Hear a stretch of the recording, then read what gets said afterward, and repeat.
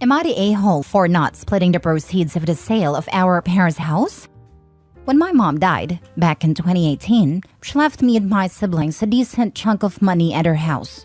My siblings wanted to sell the house and split the money, but I wanted to keep the house.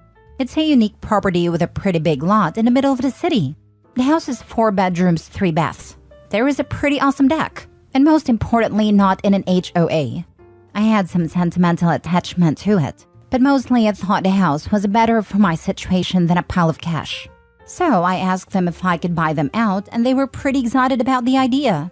The house would stay in the family and they still get their cash. We got it appraised, hired an attorney, and went through with it. My portion of the inheritance and a chunk of my own savings were enough to cover their shares. As soon as it was done, me and my then fiancé moved in.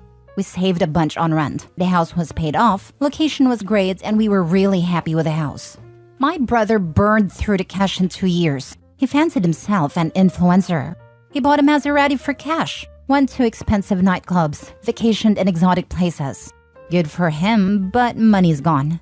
My sister and her husband bought a really expensive boat. I guess that's better. They did use it pretty often and my nephews love it. But from what I understand, her portion of the money's gone too. I got married and we had a son. We would host my siblings on holidays and at Christmas before COVID, and I started to notice it. They were making snide comments about how much the house must be worth now. Since 2018, we had an influx of people to my city. It's growing rapidly, and the price of the house essentially tripled. We've had a bunch of all-cash offers on the house when we weren't thinking of selling. But this year, we decided to move. My wife was pregnant again, and we were going to relocate closer to her family. I talked to my boss, and he said a place we were moving to had an office I could commute to on the days I work in the office. So we put the house on the market, and it sold pretty quickly, and that's when the trouble started. Both of my siblings think that I owe it to them to split the profit I made, because it's only fair.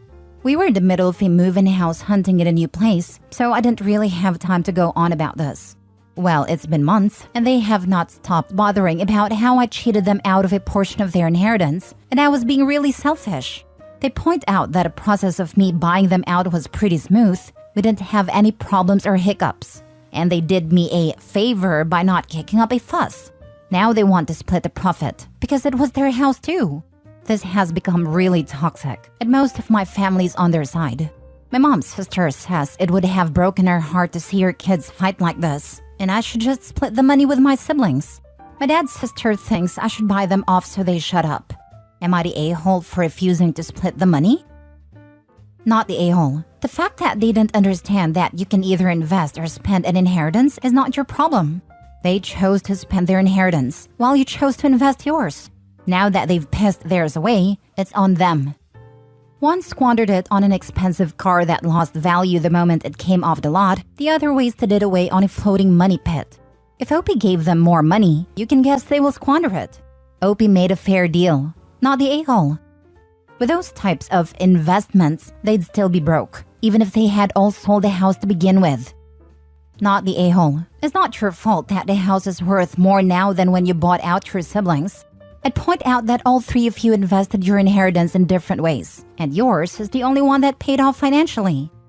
Personally, I'd be drawing up a list of all the costs maintaining the house, taxes, etc., including renovations or new appliances/furniture being left, and tell the siblings that if they are willing to pay for 1/3 each of that, then they can have a split of the profit.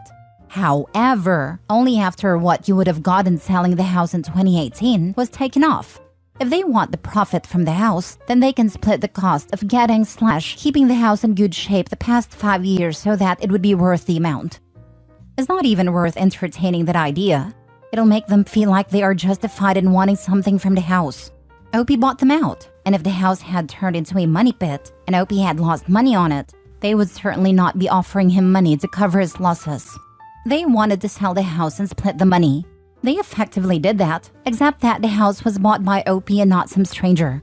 Opie does not owe them absolutely anything. Next story.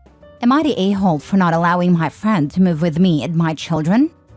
I am a 32-year-old widow to 3 young children.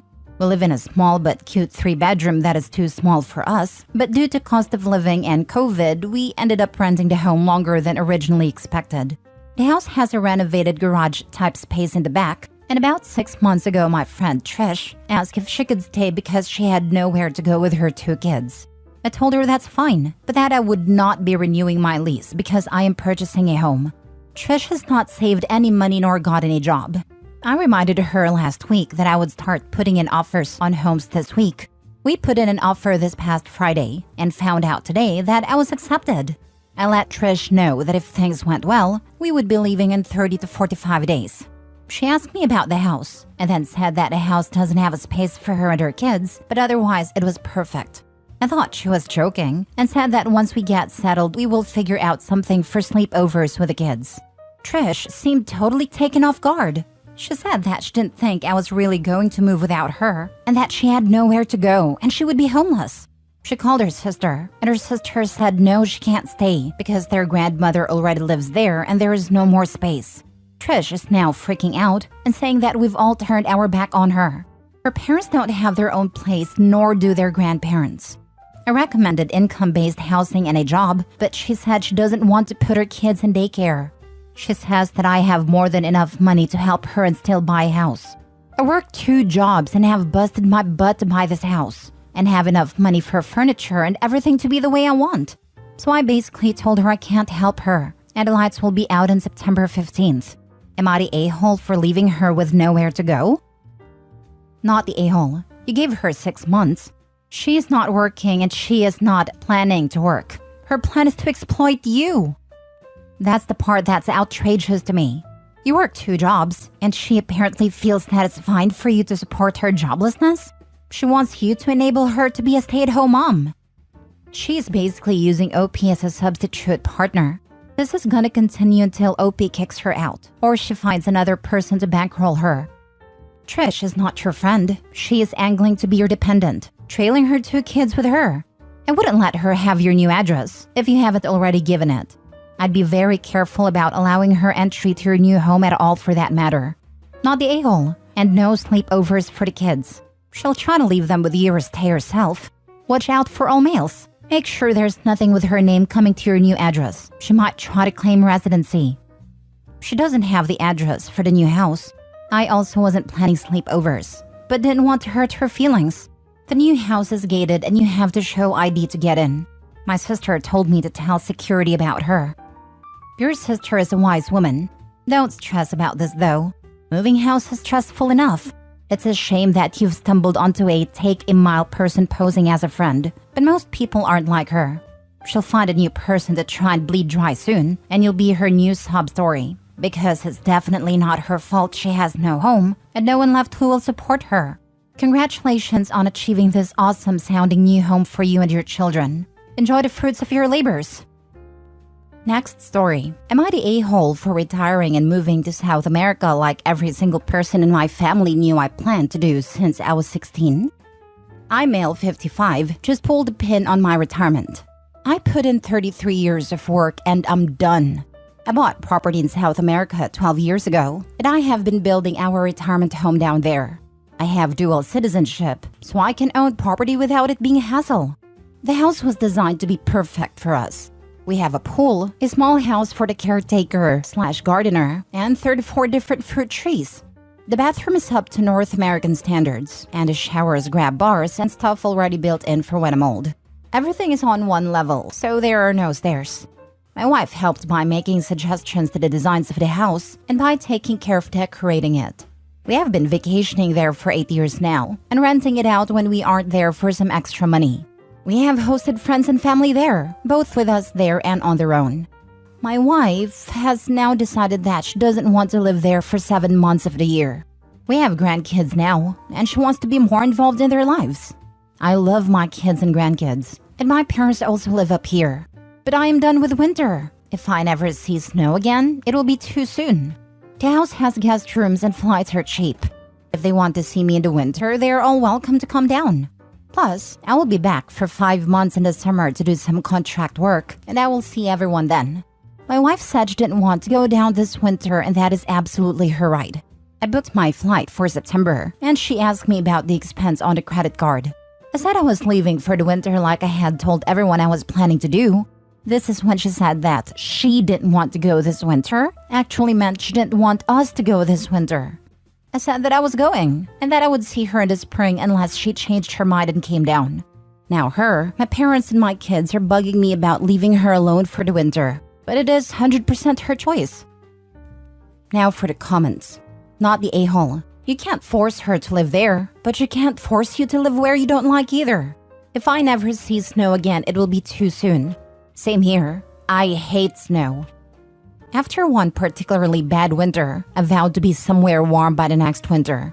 It started an entirely different life path for me. OP, if you aren't happy in the snow and cold and the short depressing days, then you don't need to be there. Not the a-hole. This is such an AITA response where everyone is an island. Married people make compromises for each other. There is a middle ground where they spend 3 of the worst winter months in South America together, and then OP heads back alone for a couple of weeks here and there throughout the year. People are allowed to change their minds about where they want to live long term. Wife isn't an ass because she became more attached to her grandkids than she anticipated. Yeesh.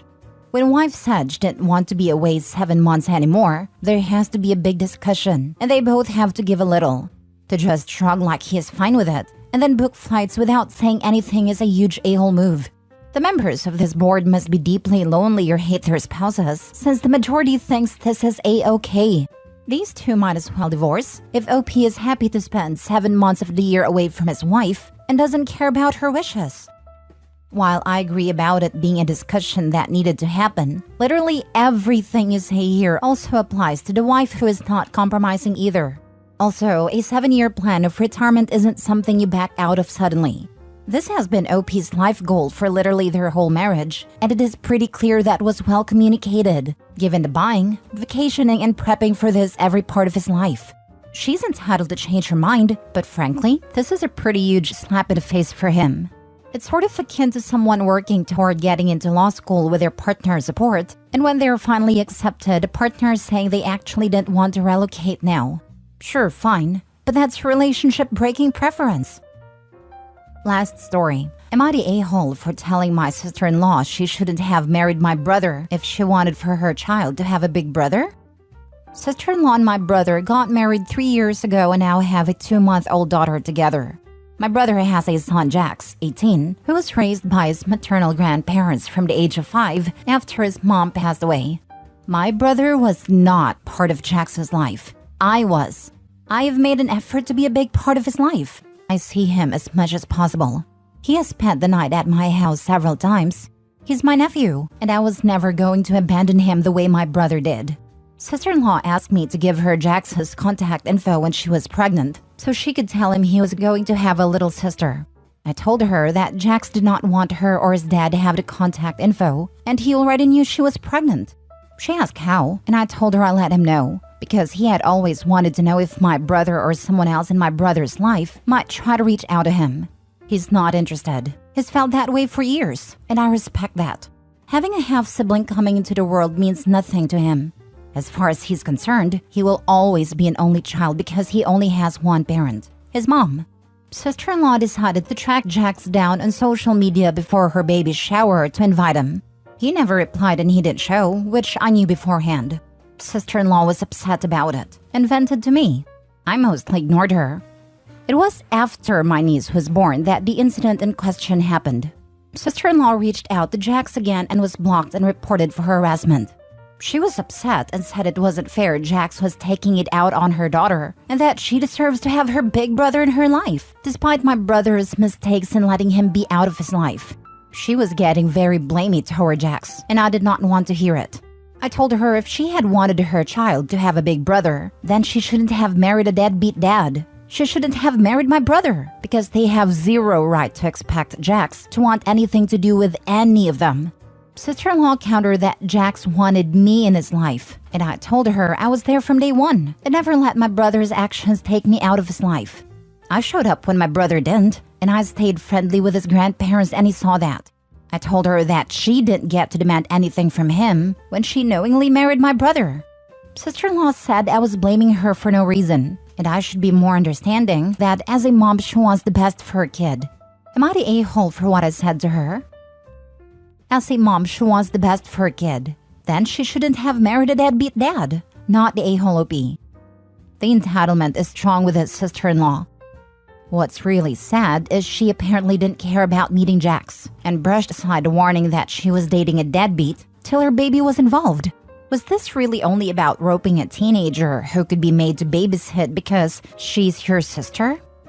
She said it herself. She wants what is best for her kid. Jax isn't hers and is treating him like a commodity.